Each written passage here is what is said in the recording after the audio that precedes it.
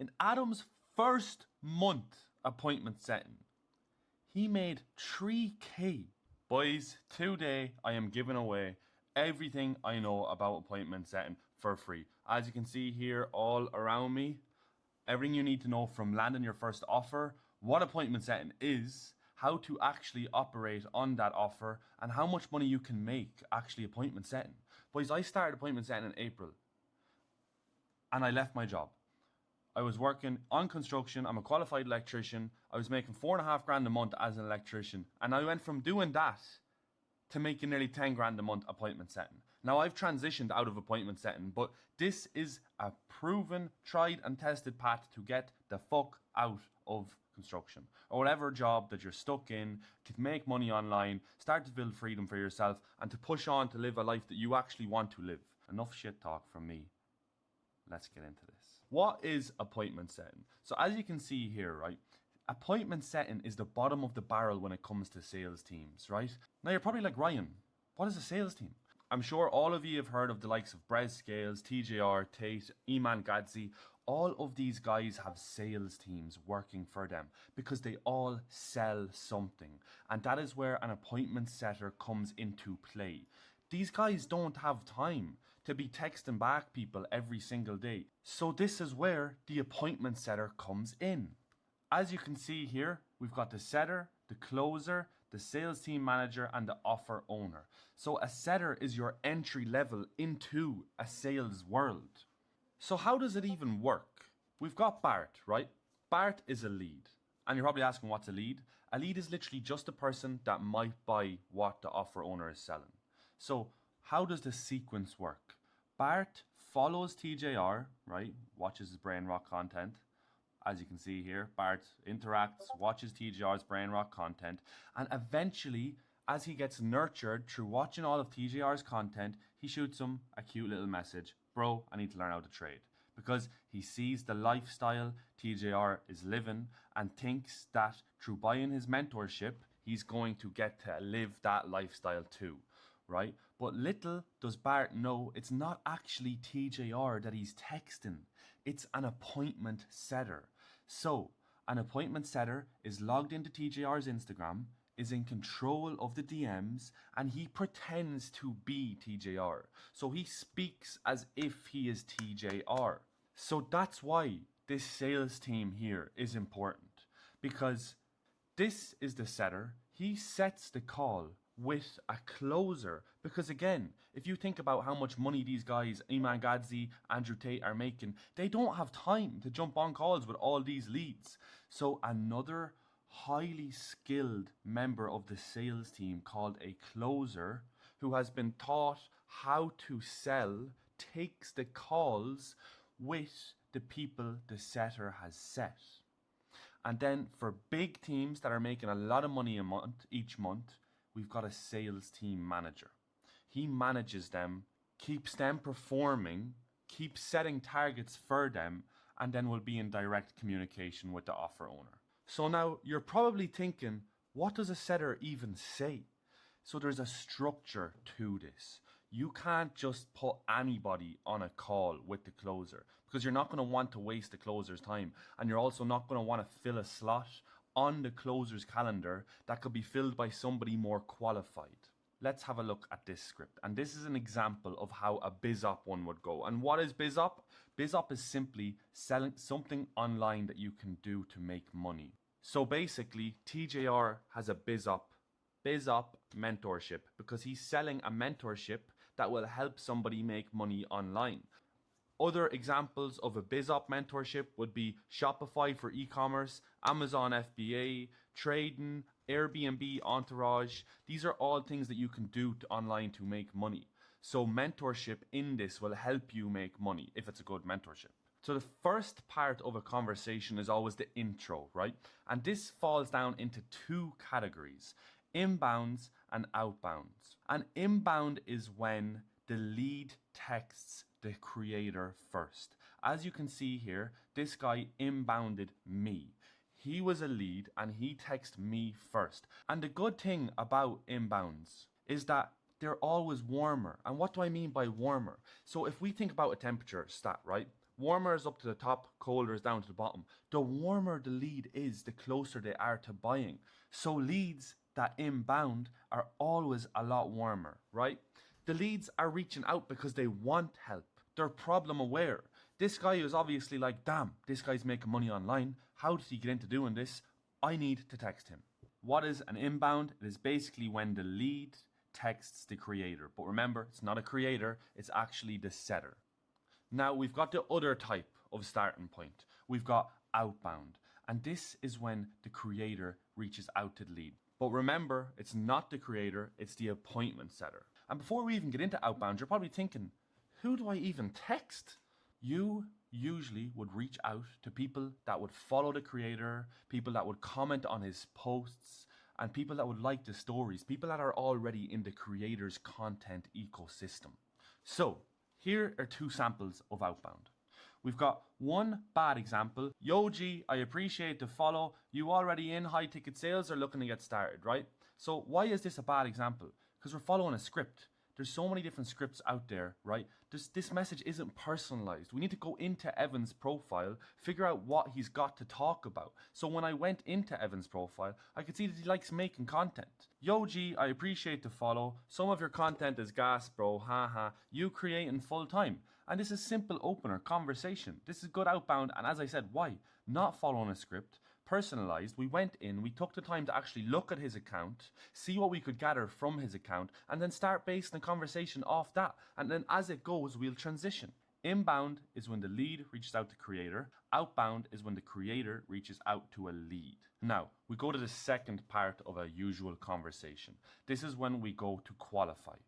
And you're probably asking me, Ryan, why do we qualify?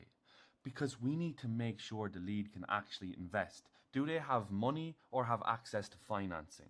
You're going to be booking up time slots with a closer. You don't want to be wasting the closer's slots with people that don't have money, because then the closer's not going to make money, the offer owner's not going to make money, so then you are not going to make money. How do we qualify? As you can see in this conversation, we naturally drop in a qualification question into a conversation that feels natural, but it is so we can get an idea as to, does this lead have money or do they not? So as you can see here, you working or studying out there, bro. The lead responded back with, I run my own agency. So we can gather that he's actually making a somewhat amount of money. But here are the 3 typical situations we tend to get from this question. The lead is either working, they've no job, or they're in college. Once you do your outbound at the start, you get into the mess conversation a little bit. You simply ask, are they planning on doing what your offer owner sells full time or balancing it with a 9 to 5 at the moment? This to them, they'll feel, oh, he's just gauging how much time I can give. But realistically, we just want to find out what it is that the lead is doing for work. And then simply, what do you do for work, by the way? It's natural. We get to figure out the information we want, and then we can continue on to conversation. So, we ask this purely to get an idea as to how much the lead is earning. If the lead has no job, you ask the qualification question that I literally just said. You simply then are going to have to go a bit harder on the qualification. If this is an inbound lead, you always have authority over the conversation. But if they don't have a job, you don't want to waste your time having conversations with broke leads. So this is why you would ask, do you have an income source at the moment or any savings set aside, to figure out how they plan to fund the investment. If the lead says they're in college, it's the same thing. If it's an outbound message, so you started it, we tend to just ask, what are they studying first, just to break down their sales resistance, because at the end of the day, nobody likes being sold to. If somebody thinks they're being sold to, they're not going to communicate as they would have. So what we do is, if it's outbound, we say, what are you studying? Then after we figure out what they're studying, we'd ask them, do they have any income at the moment or any savings set aside? And if it's an inbound, because they inbounded us, they want what we have more authority over the conversation. We can ask questions we want to. We simply ask, do you have any income at the moment or savings set aside? After we've qualified them, we move on to the next thing. And this is to find out their current position with X. X being trading, e-com, drop shipping, whatever it is that they're actually looking into. We have to find out if they've started or if they haven't started. So if they have started, we need to find out 2 things. Their current progress that they've made and the time frame. So, how long they've been doing it. So, simply, how long you been in this game for, G? About 6 months, bro. How's it been going? Yo, that's sick. You must be running it up now at this point, right? Because if they say they're doing it a while, why haven't they seen success? We have to ask them, but assume that they're doing good first. So because then if they're not, they're going to open up to us. So if they do say they're doing good, transition into goals. Because if they're texting you, they're not doing as good as they'd like to be. It's the same thing. If it's bad, find the problem. How come? And on the opposite side of things, if they haven't started what yous are actually talking about, we simply ask this. So, why do you feel now is the right time to get started, G? Because if they're texting you, they're obviously interested in what TJR has to offer, what the offer owner, the person selling something, has to offer. After we found out their current position, we move to main goals. The simple way, you can see it's asked here, but where are you trying to take this? What's your long-term goals in trading? 9 times out of 10, the long-term goal is always money. It's always to make money. But the thing is, money is never the actual end goal. You need to find out what that money will do for them. Because everybody has something deeper that they actually want to make that money for. So as you can see here, once the lead tells Adam he wants to make 100k a year, Adam simply asks him, what would making 100k do for you specifically? Because we want to get the visual impact. And what I mean by visual impact, what does the ultimate destination look like for the lead? How earning that income would change their life, and the deeper reason they want to make that money. Because at the end of the day, when the lead talks about their goals, they talk about where they want to go, it releases a dopamine in their head and they're more bought into this conversation. They feel more attached to this. An example of things that you want to get out of the leads would be paying off their parents' bills, traveling around the world, or leaving the 9-to-5 job. Like me, when I was once a lead, because I have invested money into myself and into online courses, the pain that I had was I wanted to leave my 9-to-5 job. A lot of them are always going to say financial freedom too. And this is something you want to probe on. So if somebody says, oh, I'd love to achieve financial freedom, like, what does financial freedom look like for you, man? The word financial freedom is very broad and it looks different for everybody. The next thing we do after we find our goal is we start to figure out what's holding them back. Again, this would depend on 2 things. Has the lead started or has the lead yet to start? If the lead has started, we want to ask them, like, what's holding you back from actually progressing with trading and achieving that 50k a month or that 100k a month? So as you can see here, what's holding you back from actually starting appointment setting and making that 10k a month? One thing that's very important in this part is to ask what's actually holding back from starting X, because we want to know what's stopping them from seeing progress in that. We don't want them to just say, oh, I have no time or I can't afford mentorship. We don't want a generic excuse. We want them to say something along the lines of, I don't have a roadmap, I don't know how to get started, because this is where the next stage for us will come in very, very nicely. So as I said, we want them to say they've got a poor knowledge, they've got a fear of failing, or they've got zero confidence in the niche. So like me, I offer appointment setting mentorship. They've got zero confidence in that niche. And simply, if they've yet to start, we just switch it up a tiny bit from here. We just say, what's holding you back from actually starting with X and achieving that 10k a month goal? Once we've found out what's holding the lead back, we then transition into urgency. Because at the end of the day, again, we don't want to set calls with a closer with people that aren't actually interested in changing their life. How do you build urgency? You simply ask, is learning X appointment setting and achieving those 10k a month a priority for you right now?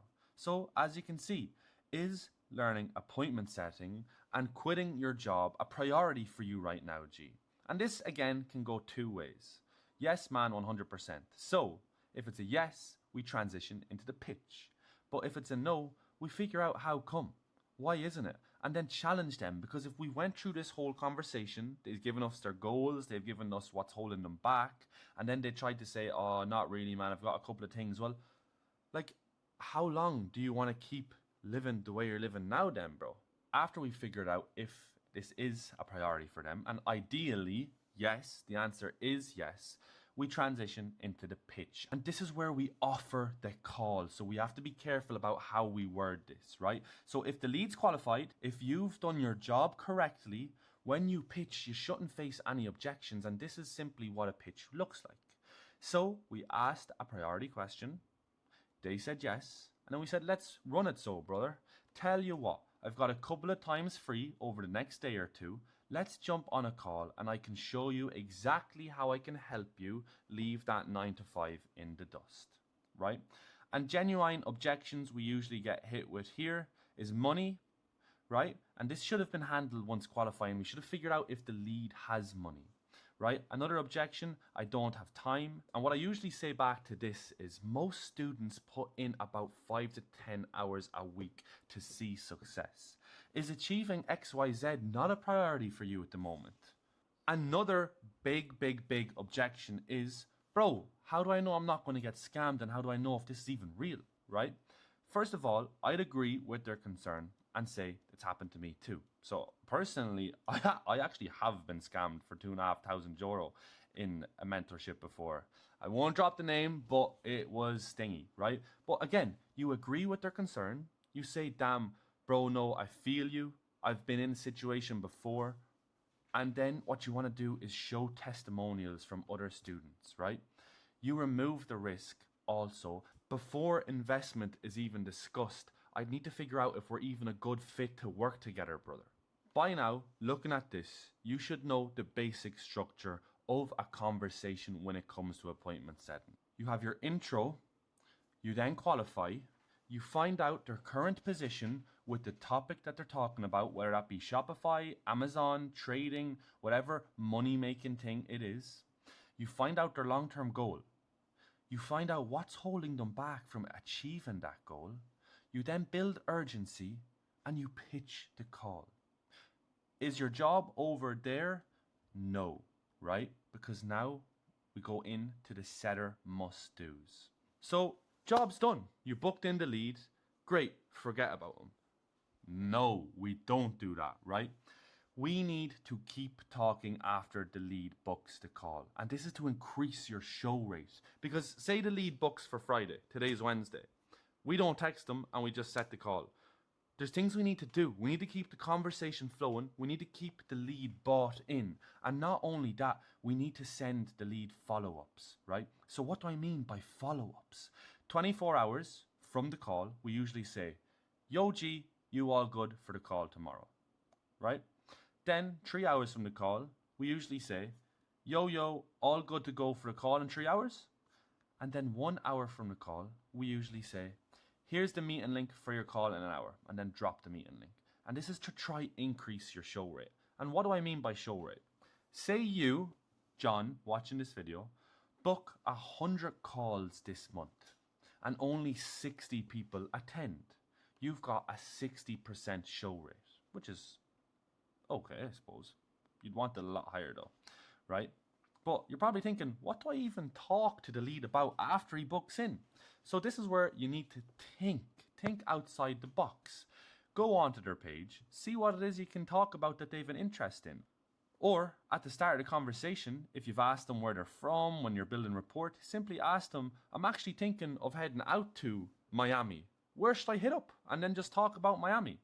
But the next must do, and another important one in terms of appointment setting, is building rapport. And what do I mean by building rapport? So people don't just buy information, they buy trust. So when you are talking to these leads, you need to have humor, relatability, and be likable. Don't have an ego in the conversation. So I'm going to show you 2 examples. Good rapport versus bad rapport, right? So in this conversation, obviously the lead said that he was a Sparky, right? So the setter said back, no way man, I'm a qualified Sparky, spent 4 years on the sites so I know what it's like. And then they just progressed to talk about it a little. How are you finding it? So what did he do here that was good? He related to the prospect to build trust.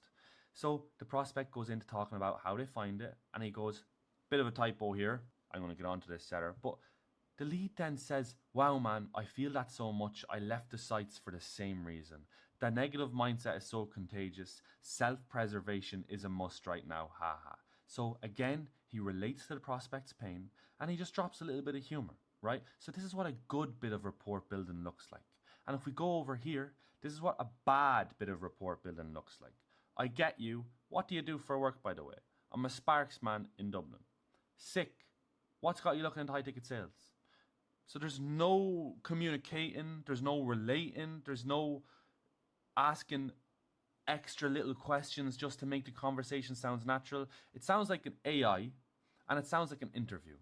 So this is what we don't want to do, and this is what we do want to do. So now you're probably thinking, whoa, there's a lot to this. But realistically, there actually isn't, right?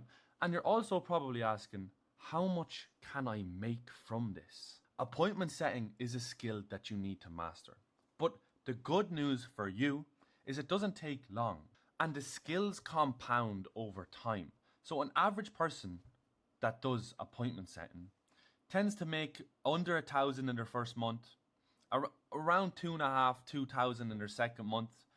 We're going to break up then, if they're progressing, they're putting in the work, they're grafting. Month 3 can look like anything from 4,000 to between 3,000 and 4,000. And after that, month 4 months into appointment setting, you will have it mastered at this. It doesn't take forever to master this. But in month 4, you could be making a lot of money.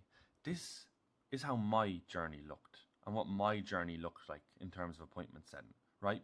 But I'm going to turn you over to what a dialed in mofo can do. This is Adam. He's one of my students, right? In Adam's first month appointment setting, he made 3K from his first month appointment setting. And I don't gatekeep. There's Adam. There's his Instagram. Hit that boy up if y'all don't believe me out here, right? In Adam's second month, it's currently, I think, the 13th of, what is the date right now? It is currently the 12th of November. He's made 1.5 grand so far this month, right? That boy ain't doing good this month. Something's going on. But 1.5 still in his second month, 3K in his first month. So he's not even 90 days into appointment setting, and Adam has made 4,500 euro. This is what I mean. High income skills are invaluable in this world. We're in the internet era. Not having an online skill is costing you money. Think how much not starting appointment setting is costing you. Your time, your day, your happiness from being stuck on sites, man. I hated being stuck on sites. Hated it. Right, now we've covered how much you can make. Now we've covered how does it work. We've covered the framework for BizOp offers. We've covered the must-dos. Now we cover how do you actually get an offer, right? And there's 2 ways to get an offer. You can do your own outreach, which these days is cooked because every single coach is getting outreached by people that want to scale their brand, people that want to work for them. Their DMs are flooded, right? It can happen. It can work. I will never gatekeep, and I will always sell the truth in terms of this. I landed my first offer through outreach, okay?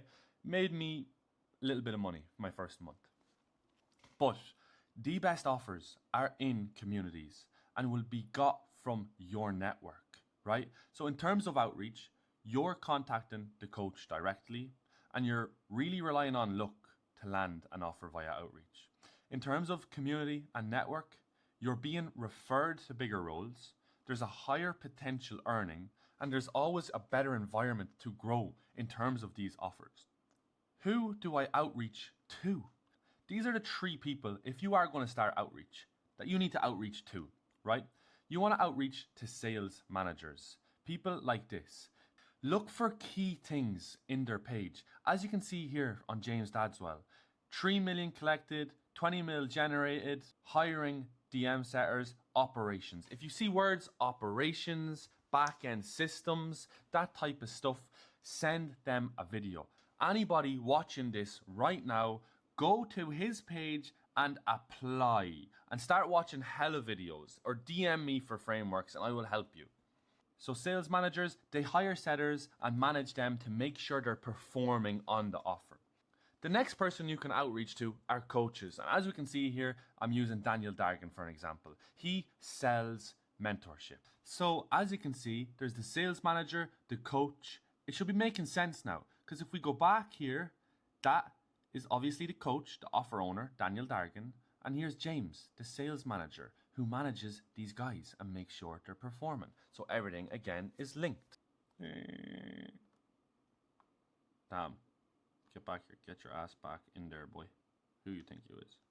In terms of outreaching the coaches, this is simply luck of the draw. 9 times out of 10, they have a setter and their inbox is getting flooded with people doing the exact same things. So this one is genuinely luck of the draw, right? The next person that I would advise you to outreach to is growth operators. And this is anybody that you see in their bio with this I scale personal brands. He's working with coaches to help them make more money. So he could potentially be hiring appointment setter. And if you don't know what a growth op is, simply runs the offer for the coach so the coach can focus on creating content or other things in the business that's going to help move the needle forward, right? So now you know the ways to find an offer. You know, who do I outreach to? But now you're probably thinking, Ryan, how do I outreach? So personally, I would stick to Instagram, but you can look on Twitter for appointment setting roles. And there's 2 forms of outreach, videos or DMs, right? And this is an example of what a DM would look like in terms of outreach. Respond to a reel, another generic message, right? The thing with DMs is they're fast. You can copy and paste this message and it's easy, right? But very botty. Loads of people are doing this and it's going to be a long process to land an offer from DM outreach. What you need to do is make a personalized video. There's a human connection. They actually see your energy, they see you, and they respect you just doing it. Also, it's way more likely that if somebody sees this in their inbox, they're going to click play, right? Maybe they're afraid if your profile doesn't look somewhat decent. Do not have a dodgy profile because they won't open that then. They're going to think that there's what the hell is slapping around when I click play video, right? But I landed my first offer with a cold outreach video. So I know what you're probably asking now. Ryan, what does a good cold outreach video look like? I'm going to show you a cold outreach video template that my student Adam followed to land him his first offer working with Katrina, where he made 1.5K of that 3K in his first month appointment setting. Let's get into it. Yo, what's the crack, Ryan and Adrian? Seen your page, seen the grind you're putting in. Absolutely insane. It's really inspiring from a young Irishman like myself. Listen, I've been mastering appointment setting for the past few months, and I'd love the opportunity to take it all off your hands for free for a week just to prove to you what I can do. I'm super easy to be coached. I'm a great listener and a great communicator. I'd love the opportunity to work together, brother. Hit me up if you want to know anything more. Have a great day. God bless. Take care. So, what did Adam do right in this video? He smiled, he was interactive, he showed off a bit of energy, a bit of personality. When you're outreaching to somebody, you don't want to be looking at the camera. Hi, my name is Ryan. I will appointment set for you. For a week for free. Thank you. Show energy. Say you're super coachable. Say you've been mastering the skill for a couple of months. Somebody eventually will get back to you, but with cold outreach, it's all about volume. You got to be getting the reps in every single day. Do 30, 30, 30, 30. Get 30 done every day. Eventually, someone is going to come knocking on your door. So now we know ways to find an offer. Who do I outreach to? How do I outreach? Now we got to know. So in terms of commissions, this is what you get paid. You're always going to want to look for 5 to 10%. And you're probably thinking 5 to 10% of what, man? So let's say TJR's course is 5,000. And I know that is terrible, right? When somebody pays that 5,000, you will get between 5 to 10%. So let's say it's 10%, you get $500 or euros of that sale. If it's 5%, you get 250. So let's say on TJR's offer, right? All the leads you set that month, all of them put together paid 50 grand to TJR. You get between 5 to 10% of that. 10% is 5 grand, 5% is 2.5 grand. And what we mean by base is that's what you make no matter what. So let's say you get 10% working with TJR, you get 5k. At the end of the month, they just put an extra $300 on top of that, no matter what you make, right? And now, what does a bad offer look like? 1 to 4% and no base. So 50k, anything under 5% is less than 2.5 grand. It's not a lot, you know? That's why we want to be getting higher commissions and base. In terms of ticket price, we want to be going for something that's obviously 4 figures, because if you're working for somebody who sells a mentorship for $500, to make 10k, you're going to have to get a lot of sales. But if you're selling something that's 3,500, to make 10k, you're not going to have to make as many sales. So, environment. On a good offer, there's weekly team calls with the closer, the setter, the offer owner, and there's a good culture. Everybody wants to improve, not just internally. Everybody wants to improve, not just externally by making money, but internally too. They all want to be the best versions of themselves. On a bad offer, you're told to go set.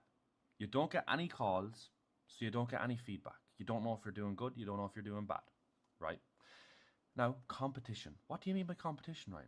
Right? A good offer, you're the only setter on TGR's Instagram. You don't want loads of setters on TGR Instagram, because if there's you and 3 other guys that are hungry, that means all the leads on TJR's account are going to be split between 3 people. You want to be the only setter so you can make all the money, right? Now, student outcome. What do you mean by student outcome, Ryan? I mean the people that actually pay the 3.5 grand, are they successful in what they're paying for? You don't want to be working for somebody that sells something that doesn't help anybody, because then what are you doing? You're selling a scam. You want to be working for somebody that has a really high student success rate. So not only are you making a lot of dollar bings, you're also helping people change their lives. Man, who doesn't want that? So now you know ways to find an offer. Who do I outreach to? How do I outreach? Good offers versus bad offers. This is what you now need to know when you're about to start working for the coach. You want to know what's their current monthly revenue, right? Because you don't want to be working with a team that's only making 20 grand a month. The higher amount of money they're making monthly, the more money you can earn. So if the coach is only doing 10,000 a month, what's 10 to 5% of that, right? And now imagine the coach was doing 100 grand a month. What's 10 to 5% of that, right? You want to know who they're selling to, right? If they're very, very clear on who they're selling to, it's easier to convert and you're going to get a higher booking rate, because you're going to know out of the people that follow, the people that like, the people that comment, you're going to know what their ideal customer looks like, right? You also want to know, are they creating content consistently? Are they building awareness? If there's no traffic, and what I mean by that is if there's no BARTs, leads coming in and interacting, how do you book calls? You're going to have nobody to book calls with. What you also want to know is what happened to the last setter. Why are they hiring again? Right? You don't want to enter any messy situation with somebody that might not be good to work with, right? And as I said, you want to know how many setters are on the team. You want to know if leads have to be shared or if you're going to be the only one on the team, so you can get in there and make as much as you possibly can. Bro, congratulations if you made it to the end of this video. You should now know what appointment setting is. You should have an idea of a structure of a conversation to follow. Now that you have that, you should know how to outreach. If you are struggling with any of the things that I've went through with you today, DM me on Instagram. This is what Adam has done in 2 months of appointment setting. Adam no longer works on the building sites and is doing this full time. And the beauty about appointment setting is you're starting off at level 1 in the sales world. You can progress into this level, then you can progress into this and into this. So think about it logically. As a level 1, Adam made €3,000 in his first month. How much money does level 11 look like? Appointment setting as a whole, it genuinely changed my life. And like, I've always been the one looking to try find that thing online that works, but this genuinely works. Appointment setting is not hard to learn. If you have a phone, you can do it. There is genuinely nothing stopping you. Start learning a high income skill today. And if you have any questions about anything that you learned on this video, DM me on Instagram. It's going to be here. Subscribe, because I'm going to keep dropping more sauce so you can start to make your first couple of grand online appointment setting.